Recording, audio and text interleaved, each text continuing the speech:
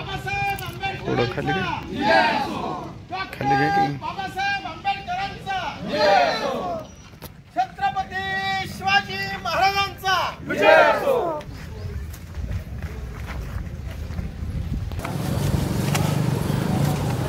Doctor Babasaheb आंबेडकरांचा doctor Babasaheb आंबेडकरांचा छत्रपती शिवाजी महाराजांचा छत्रपती शिवाजी महाराजांचा संतोष देशमुखला न्याय संतोष देशमुखला न्याय सोमनाथ सूर्यवंशीला न्याय सोमनाथ सूर्यवंशीला न्याय समोर बहुजन संघर्ष सेनेच्या वतीनं आणि सर्व बहुजन बांधवांच्या वतीनं या ठिकाणी आपण निदर्शन करण्यासाठी आणि बीड परळी या ठिकाणी झालेल्या एकामेकाच्या आड उभा राहू नका असे पुढे या। 3 कार्यकर्ते देशमुख यांना जे क्रूरपणे यांच्या अमानुष हत्या झाल्या त्या हत्येच्या निषेधार्थ आपण या ठिकाणी सर्वजण जमलेलो आहोत। या ठिकाणी बहुजन संघर्ष सेनेचे संस्थापक अध्यक्ष सन्माननीय राजाभाऊ कदम त्याचबरोबर सर्वच मान्यवर या ठिकाणी उपस्थित आहेत। बांधवांनो, गेल्या 33-35 दिवसापासून अन्याय या दोन्ही कुटुंबावरती झालेला आहे आणि या राज्याचे मुख्यमंत्री आणि गृहमंत्री तुम्ही सुद्धा हे मागले जे आहेत ना जरा असे जावा ना पुढे उभं राहुल जा दिसले पाहिजे तुम्ही अशी इकडे ह्याच्यात शेजारी जा ना तिथं उभा राहा जाऊ तुम्ही असे दिसले आरोपींवरती करण्यात आलेली आहे का आलेली नाही। काही आरोपी अजून सुद्धा देखील फरारी आहेत।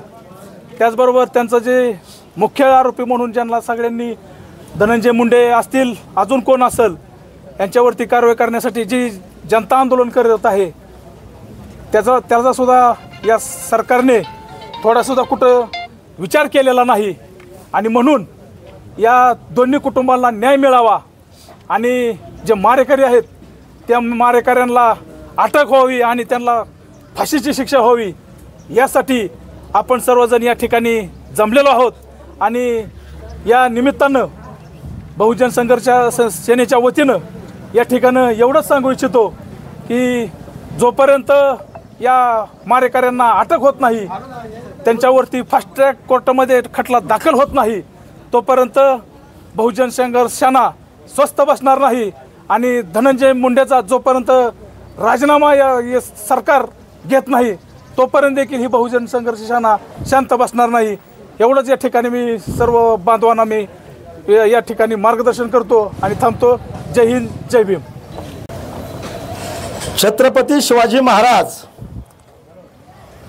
महात्मा ज्योतिबा फुले, शाहू महाराज, महामानव डॉक्टर बाबासाहेब आंबेडकर, अहिल्यादेवी होळकर, अण्णाभाऊ साठे या सर्व महापुरुषांना अभिवादन करून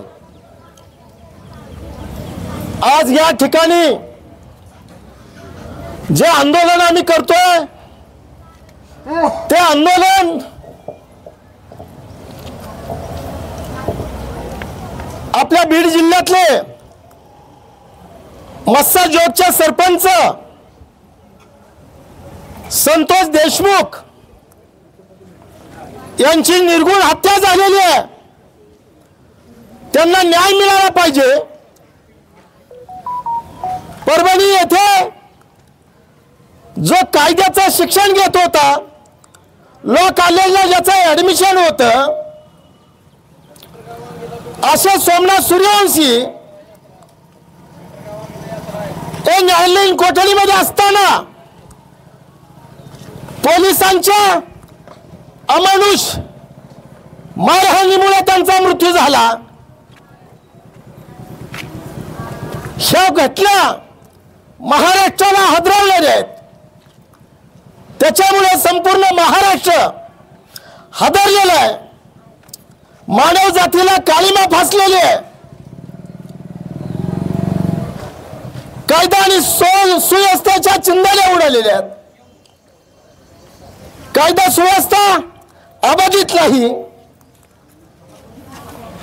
या महाराष्ट्रामध्ये जंगल राज असल्यासारखं आहे. जर एका गावच्या सरपंचाला किडनॅप केलं जातं, त्याला उचलून नेऊन त्याला एवढं बेदम मारलं जातं. एवढंच काय तर त्याला मारत असताना ज्यावेळेस तो पाणी मागतो त्यावेळेस त्या सैतानाच्या औलादांनी पाणी देण्याच्या ऐवजी जी गाई मानव जी शरीरात नको असणारी गोष्ट बाहेर टाकतो, अशी गोष्ट तुम्हाला सांगतो त्याच्या तोंडामध्ये टाकली. इतकी भयंकर घटना त्या मस्साजोगच्या सरपंचाची केली. ज्यावेळेस सुरेश धस या आमदाराने महाराष्ट्राच्या विधानसभेमध्ये हा प्रश्न मांडला, त्यावेळेस त्या विधान भवनामध्ये असणारे सर्व पक्षाचे जे आमदार आहेत त्या आमदारांच्या डोळ्यातून पाणी आलं. म्हणजे त्या संतोष देशमुखाची हत्या किती निर्गुण करण्यात आली हे याच्यातून दिसतं.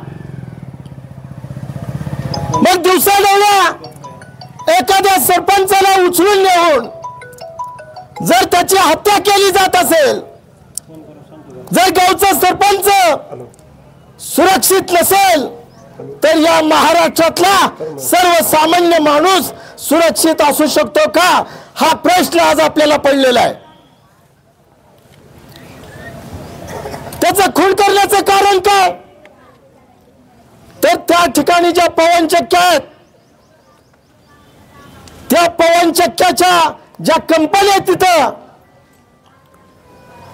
त्या कंपन्याकडून खंडणी वसूल करणारी जी मंडळी होती, त्या खंडणी वसूल करणाऱ्या मंडळीने तिथल्या कंपनीकडे खंडणी वसूल करायला गेल्यानंतर त्या ठिकाणी त्या गेटवरच्या वॉचमॅनला मारायला सुरुवात केली. संतोष देशमुख जाऊन त्या ठिकाणी सोडव करतो. त्यावेळेस त्या ठिकाणी सुदर्शन गुहे नावाचा जो खंडणी बहादर गुंड आहे, त्याला संतोष देशमुखने धक्काबुक्की केली की तू का खंडणी वसुली करतो, तू का या लोकांना हाणमार करतो म्हणून. त्या सुदर्शन गुन्ह्याने तो राग त्याच्या मनामध्ये धरून त्याच्याबरोबर प्रतिगुन्हे जयराम सुधीर सांगळे या लोकांनी त्याला उचलून संतोष देशमुखला लक्ष ठेवलं, हवे रोडवरून उचलून नेलं. आणि तुमच्या माहितीसाठी सांगतो, त्याला इतकं बेदम मारलं की त्याच्या पाठीवरती पोटावरती एक बोट बसेल एवढी सुद्धा जागा शिल्लक नव्हती, एवढं मारलं. आणि त्याला मारल्याच्या नंतर त्याचे व्हिडिओ क्लिप काढली. तो व्हिडिओ जो कोण अक्का नावाचा तिथला गुंड आहे, सर्व गुंडांचा गुंड अक्का, त्याला दाखवण्यात आली. एवढं धाडस त्या लोकांनी केलं आणि त्या संतोष देशमुखला ठार मारलं. मग या महाराष्ट्रामध्ये खंडणीवरून जर एका गावच्या सरपंचाला मारल्या जात असेल तर सर्वसामान्य जनतेचं काय. म्हणून त्या संतोष देशमुखला जर न्याय पाहिजे असेल, संतोष देशमुखला जर न्याय पाहिजे असेल तर वाल्मिक कराड हा जो प्रमुख आरोपी आहे आणि त्या वाल्मिक कराड बरोबर 7 आरोपी आहेत, त्या 7 आरोपीवरती मोका अंतर्गत गुन्हा दाखल केलेला आहे. मात्र त्या कराडवरती मोक्याचा गुन्हा दाखल नाही. त्यावेळेस 7 आरोपीवर मोका गुन्हा दाखल झाला पाहिजे. 302चा गुन्हा दाखल झाला पाहिजे। याच्यासाठी संपूर्ण महाराष्ट्रामध्ये आवाज उठवला जातोय, मोर्चे काढले जातात, त्यांना न्याय मिळाला पाहिजे म्हणून आणि त्याचीच पार्श्वभूमी म्हणून आज करमाळ्यामध्ये आपण सुद्धा या ठिकाणी बहुजन संघर्ष सेनेच्या माध्यमातून या ठिकाणी निदर्शने करून संतोष देशमुखला न्याय देण्याचा प्रयत्न करतोय। त्याचप्रमाणे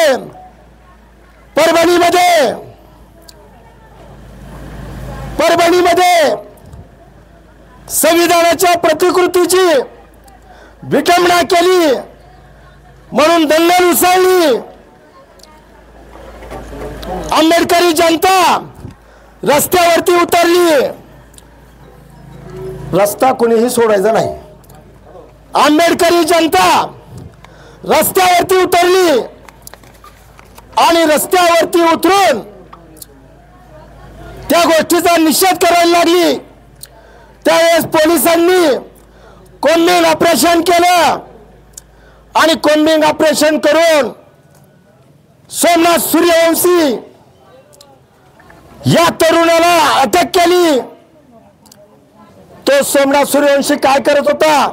तो लॉचा विद्यार्थी होता, कायद्याचा अभ्यास करत होता। आई वडील दगड फोडत फोडत त्या परभणीपर्यंत पोहोचले होते, त्या परभणीमध्ये ते स्थायिक झाले होते आणि लॉचा अभ्यास करून पुढे जाऊन उच्च शिक्षण घेऊन कायद्याचं ज्ञान प्राप्त करायचं होतं। शिवाजी लॉ कॉलेज परभणी या ठिकाणी त्यांचं ऍडमिशन होतं आणि त्या ठिकाणी ज्यावेळेस पोलीस आणि आंबेडकरी जनता याच्यामध्ये कोम्बिंग ऑपरेशन सुरू होतं, पोलीस ज्यावेळेस भीमसैनिकांना हाणमार करत होते त्यावेळेस सोमनाथ सूर्यवंशी मोबाईल मध्ये ते चित्रीकरण करत होता। याचा राग धरून पोलिसांनी त्याला उचललं, अटक केली आणि पोलिसांच्या कोठडीमध्ये त्या माणसाचा मृत्यू झाला। मग ज्या पोलिसांनी त्याला हाणमार केली, ज्याच्यामुळे त्याचा खून झाला, त्या पोलीस अधिकाऱ्यावरती आणि पोलिसावरती 302चा गुन्हा दाखल झाला पाहिजे, ही आमची मागणी आहे मित्रहो। त्या ठिकाणी कोण होते पोलीस अधिकारी? पीआय शरद मरे, PSI तुरनर आणि LCB PI गोरगान या अधिकाऱ्याकडून त्या सोमनाथ सूर्यवंशीचा मृत्यू झालेला आहे। जोपर्यंत सोमनाथ सूर्यवंशीच्या खुन्यांवरती म्हणजे त्या पोलीस अधिकाऱ्यांवरती ज्यांच्याकडून मारलेलं त्याच्यावरती 302चा गुन्हा दाखल होत नाही, तोपर्यंत महाराष्ट्रातली आंदोलन थांबणार नाहीत।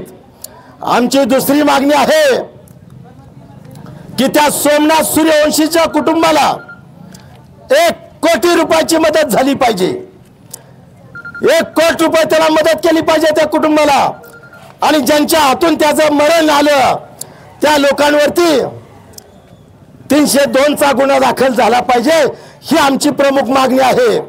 म्हणून या दोन्ही घटनेच्या आरोपींवर 302 आणि मोका अंतर्गत गुन्हे दाखल झाले पाहिजेत, ही आमची मागणी आहे। जर त्यांच्यावर गुन्हे दाखल नाही झाले तर यापुढेही हे आंदोलन आमचं तीव्र स्वरूपात चालूच राहील। दुसरी महत्त्वाची गोष्ट अशी आहे की महाराष्ट्रातली कायदा सुव्यवस्था पूर्णपणे बिघडलेली आहे। गृह खातं आणि पोलीस खातं 100% महाराष्ट्रामध्ये फेल ठरलेलं, कुठल्याही पद्धतीचं हे खातं यशस्वी नाहीये, कायदा आणि सुव्यवस्था अबाधित राखण्यामध्ये यशस्वी नाहीये। त्याच्यामुळे कायदा सुव्यवस्था महाराष्ट्रातली बिघडत चाललेली आहे। दुसरी गोष्ट अशी आहे की जे सरकार या कायदा सुव्यवस्थेला जबाबदार आहे ते सरकार कायदा सुव्यवस्था अबाधित राखत नाही, ते सरकार या महाराष्ट्रातल्या जनतेला नकोय। ते सरकार या महाराष्ट्रातल्या जनतेला नकोय, परंतु VVM मशीन मध्ये घोटाळा होतो आणि हे सरकार पुन्हा सत्तेवरती येतं. हा जो धोका आहे तो धोका महाराष्ट्रातल्या जनतेने ओळखलेला आहे. त्यामुळे VVM वरती म्हणजे मशीनवरचं मतदान बंद करून ते मतदान कशावर झालं पाहिजे, बॅलेट पेपरवर झालं पाहिजे, सिक्का मारून झालं पाहिजे. ही एक आपली या ठिकाणी मागणी आहे. दुसरी गोष्ट तुमच्या माहितीसाठी सांगतो, या देशामध्ये VVM वरती आंदोलन सुरू व्हायला लागली, लोक आवाज उठवायला लागले. आणि तुमच्या माहितीसाठी सांगतो, गृहमंत्री अमित शहा यांनी त्या संसदेमध्ये डॉक्टर बाबासाहेब आंबेडकरांबद्दल अवमानकारक शब्द उद्गारले आणि त्याचा परिणाम देशामध्ये बाबासाहेब आंबेडकरांच्या विरोधात बोलणारा अमित शहा यांच्या विरोधात आंदोलन सुरू झाली. मग यांची थेरी आहे की लक्ष आपलं हटवण्यासाठी वेगवेगळे हे कारनामे करतात आणि एका मुद्द्यावरून लक्ष तिकडे गेलं पाहिजे. आता बघा VVMचा मुख्य मुद्दा, त्याच्यावरून महाराष्ट्र आणि देशाचं लक्ष हटलेलं आहे आणि दुसऱ्या प्रश्नावरती आपण आवाज उठवतोय. त्याचा परिणाम काय होतोय, VVM वरती आवाज उठवण्याचा थांबल्यासारखं दिसतंय, परंतु VVM वरती आवाज उठवला पाहिजे.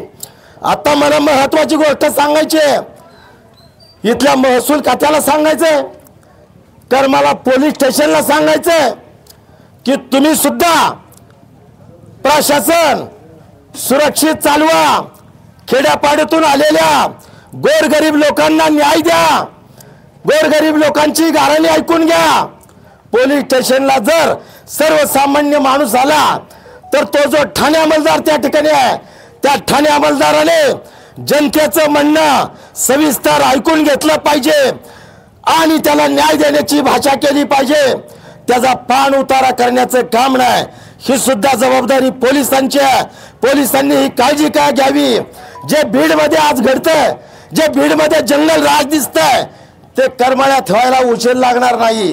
करमाळ्यात सुद्धा कायदा सुव्यवस्थेचा 3-13 वाजतील. त्यामुळे मी पोलिसांना आव्हान करतो, करमाळा पोलिसांना आव्हान करतो की करमाळा पोलीस स्टेशनने सुद्धा काळजी घ्यावी, सर्वसामान्य लोकांची दखल घ्यावी.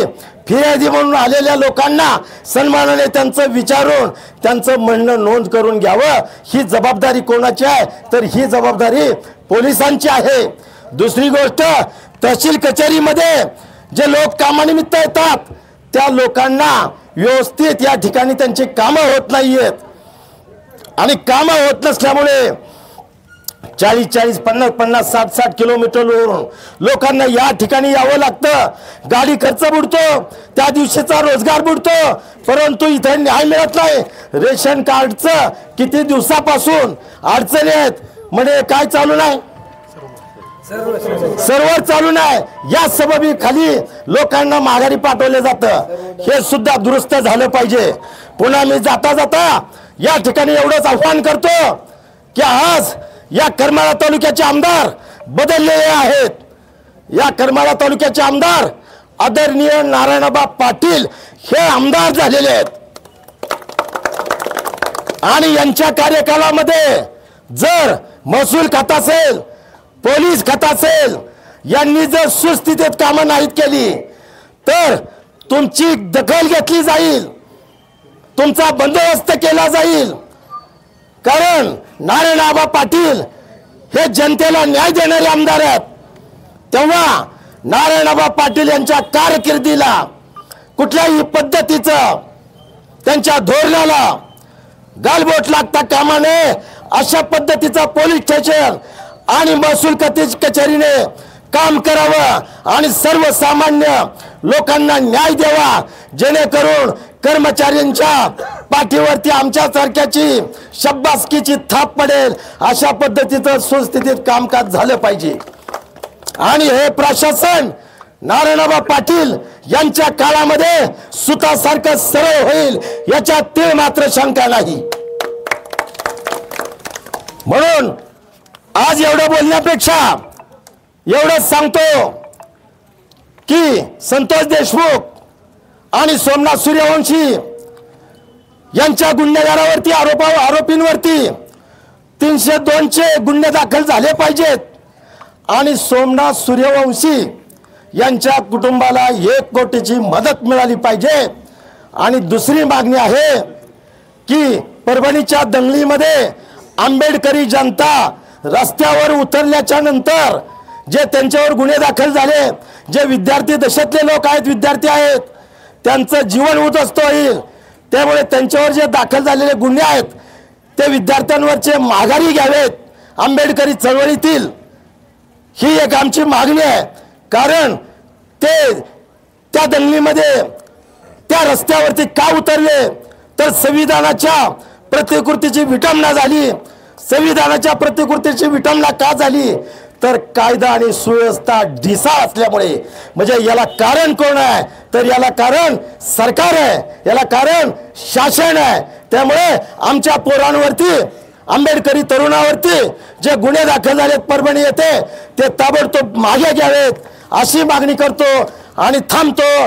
जय भीम, जय भारत। ठीक